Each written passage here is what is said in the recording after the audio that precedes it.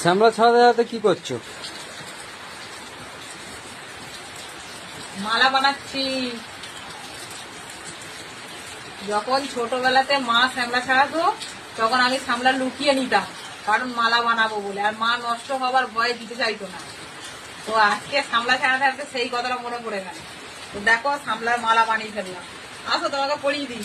না না, তুমি বলো। আমিই করছি, যাও।